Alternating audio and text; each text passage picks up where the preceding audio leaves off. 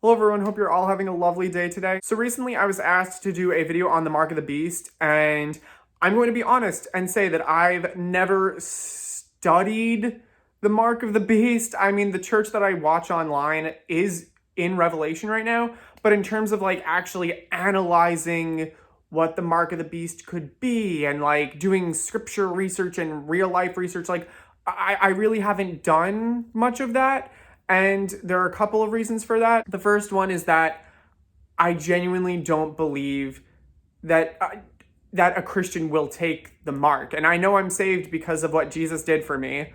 So I'm not worrying about that. And I'm not saying that I'm like, I think it's completely understandable to worry about the mark of the beast because I did for a while too. I'm just at a point right now where I don't anymore. However, I do have something to say about biblical prophecy that I think might help with maybe whatever concerns you might have about the mark of the beast or any prophecy, I guess you could say. So in terms of figuring out prophecy or decoding things or connecting world events to scripture, it needs to match up 100%. There can't be any difference. If we are going to say that a world event is what is prophesied in scripture, then it needs to match up completely. It needs to check every box. There can't be any differences. It needs to all fit. I don't know if you guys have ever played the game Guess Who, where basically they'll be like, oh, someone with blue eyes and white hair. And there's like multiple people with blue eyes and white hair.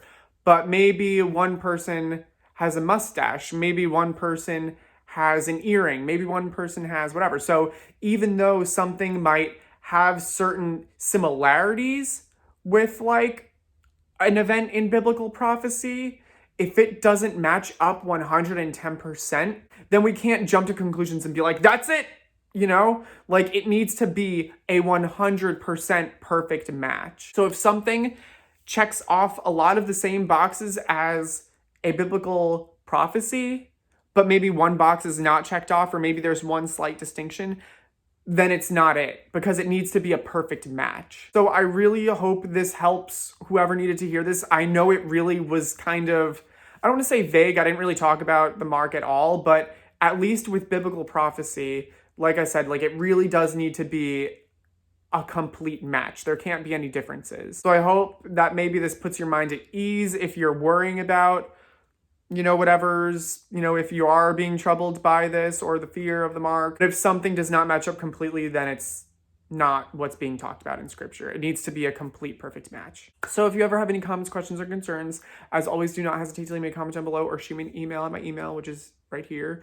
Also, I have an Instagram. Feel free to follow me on that. It's right down here. I kind of just post, I feel like I'm going to try and post just like normal everyday life stuff. If you like this video, make sure to give it a like and hit the subscribe button. And if you also have any prayer requests, do not hesitate to leave those down below as well. And as always, have a lovely rest of your day and God bless.